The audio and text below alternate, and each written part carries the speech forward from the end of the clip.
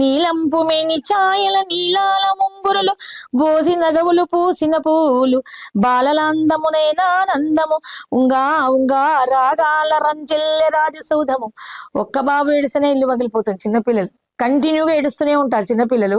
అలాగా నలుగురు ఒకే పారు 4 బాలెంత రూములు అలా ఉంగా ఉంగా అనేటప్పటికీ ఆ రాజ హృదయము ఎప్పుడు చూసినా బహుపరాగ్ బహుపరాగ్ అని ఇలాంటి మాటలే వినటువంటి ఆ రాజమందిరంలో చిన్ని బాలల లేత మోముల నుండి ఉంగా ఉంగా రాగాల రంజిల్చిపోతుందట ఆ రాజసౌధము. చిన్నారి శిశువుల చిరునగవుల మెమ్మో మోహనంబున సర్వము మరిచే సాకేతపది. ఆయన ఇంకా ఆ పిల్లల దగ్గర నుంచి వెళ్ళలేకపోతున్నాడు.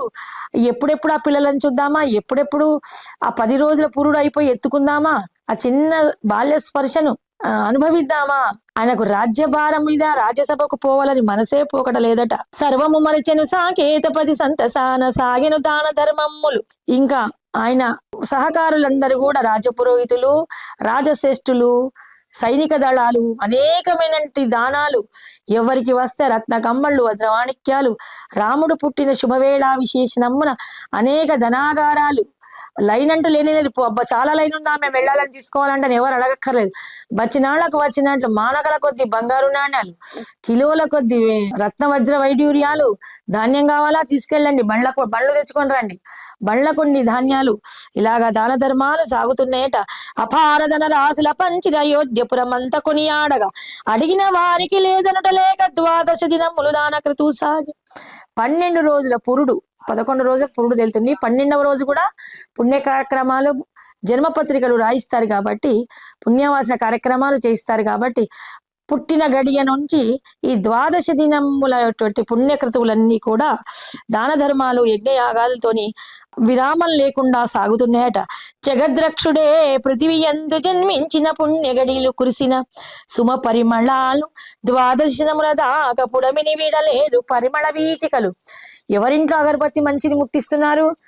ఇటువంటి పరిమళాలు ఎక్కడివి అనకుండా ఆనాడు రామచంద్రుని జననమైనాడు చైత్రశుద్ధ నవమి నాడు 12 గంటలకు పునర్వసు నక్షత్రం అభిజిత్ లగ్న సుముహూర్తంబున ఎప్పుడైతే రామచంద్రుడు భూమి మీద పడ్డాడో తల్లి గర్భం నుండి, అప్పుడు కురిసినటువంటి ఆ పుష్ప పరిమళాలు 12 దినాలు 12 రోజులు కూడా అందరి గుమ్మాలను పట్టుకొని ఎక్కడ చూసినా గులాబీలు, విరిమల్లెలు, మల్లె పరిమళాలు, సుగంధ ద్రవ్య పరిమళాలు ఆస్వాదిస్తున్నారట అక్కడి అయోధ్య జనావళి. జగద్రక్షుడే పృథివీ యందు జన్మించిన పుణ్య గడిల కురిసిన సుపరిమళ 12 దినంబులు దాకా పుడమిని వీడలేదు పరిమళ పవన వీచికలు. పేదకు దొరికిన పెన్నిదిగా సుందర సుతల్గని పొంగిపోయే రాజు. లేక లేక డబ్బు కనబడితే ఒక పేదవాడు ఎంత గట్టిగా డబ్బును ఎంత పొదుపుగా, ఎంత ధ్యానంగా, ఎంత ఆధారంగా పట్టుకుంటాడో అలాగా ఆ పసికూనల నలుగురిని తడవకు స్పర్శిస్తూ ఆనందపడిపోతున్నాడట దశరథ మహారాజు. తనయుల జాతక కర్మంబు వ్రాయించి నామకరణోత్సవము జరిపించే కులదీపుడగు తొలి తనయుండు శ్యామల కోమల రూపుని గని అష్టాక్షరీ మంత్రమున రావర్ణము పంచాక్షరీ మంత్రమున మా వర్ణము కలియంగా రామాయను తారక మంత్రమమును నామముగా చేసి రమ్యమైన నామంబని శ్రవ్యమున పలికి నామకరణము వ్రాయించే వశిష్ఠ శ్రేష్ఠులు. ఆ వశిష్ఠ ఋషి ఏం చేశాడంటే, ఈయన మామూలు శిశువు కాదు, యుగ యుగాలు ఏలేటటువంటి శిశువు అని జ్యోతిష్యం ద్వారా తెలుసుకొని ఏదో మామూలుగా అల్లటప్పగా ఏదో పేరు పెట్టడం కాదు. ఈ నామం ఎలా ఉందంటే ఒక యుగాలను ఏలేటువంటి నామం అయి ఉండాలి. రా అనంగానే లోపలి పాపాలన్నీ, లోపలి కల్మషాలన్నీ బయకి వెళ్ళిపోతాయి. మా అనంగానే పెదవులు ద్వారం మూసుకుంటుంది, లోపల ఆ పుణ్యం అన్ని అలాగే ఉండిపోతుంది. అలాగా రామాని అక్షరము ఓం నమ శివాయ అంటే మకారములోనిటువంటి జీవాక్షరము. మా లేకుండా పలకండది. నా శివాయ అంటే శుభము లేనిది. శివం అంటే శుభం, నా అంటే లేనిది, శుభము లేనిది అంటే అశుభమైనది. ఒక మకారం అనే జీవాక్షరం వల్ల నమ శివాయ అంటే ఓ శివుడా, ఓ శుభకరమైన మంగళప్రదమైన ఓ దేవుడా నీకు నమస్కారం.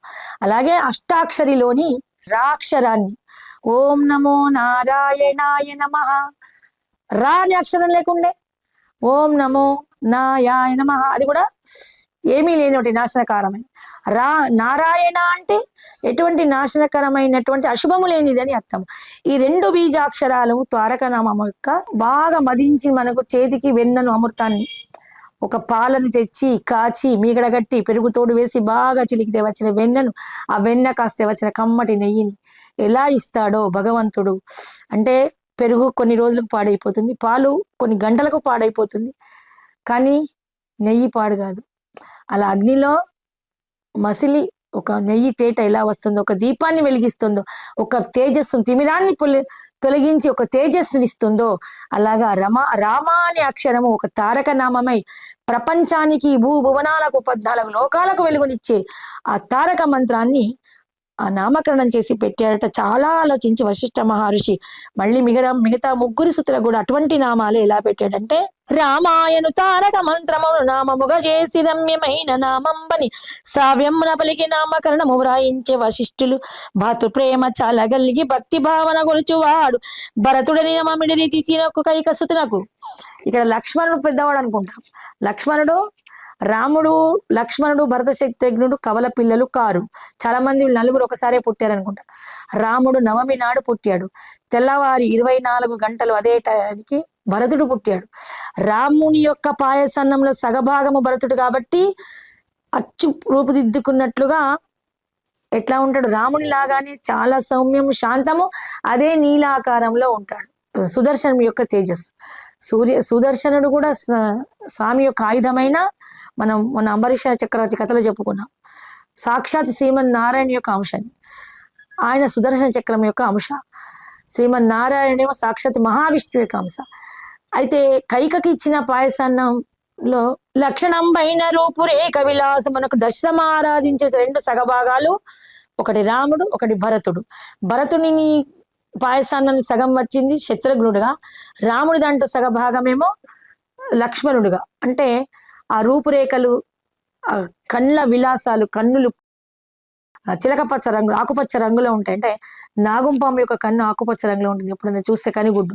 అలాగా లక్షణంబైన రూపురేఖ విలాసము సులక్షణంబైన నయన కాంతి, ఎంత దూరాన్నైనా చూడగలుగుతున్నానంట.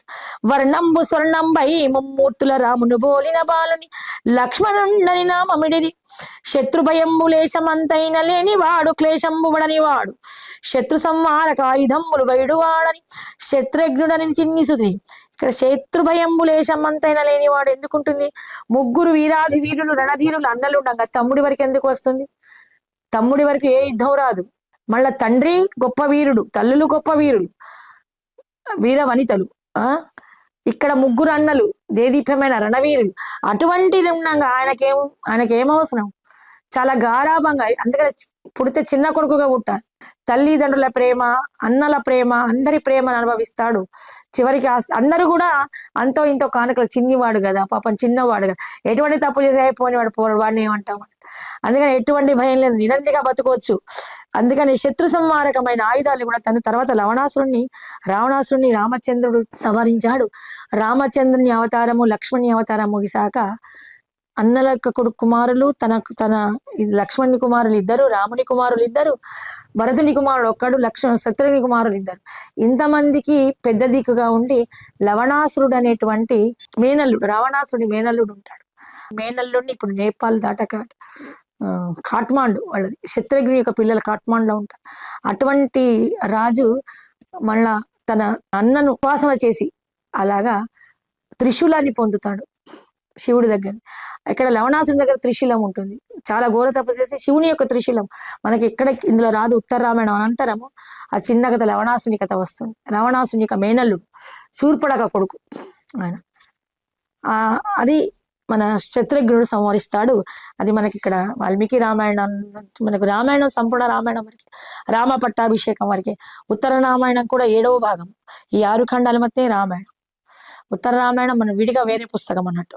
అలాగా శత్రు సంహారక ఆయుధాలను కూడా భవిష్యత్తులో ఈయనకు వస్తాయి. చాలా ఆయుధాలు అన్నల నుండి, తండ్రి నుండి వరప్రసాదంగా వస్తాయి. కాబట్టి ఇతని శత్రుఘ్నుడని పిలవండని వశిష్ఠ మహర్షి ఆ 4 దశరథ కుమారులకు చక్కగా నామకరణం చేసి అనేకమైనటువంటి గోదానాలు చేసి శుభోజ్యాలన్నీ అందించి ఋషులకు, మునులకు, రాజాది రాజులందరికీ కూడా సన్మానించి పంపించారంట.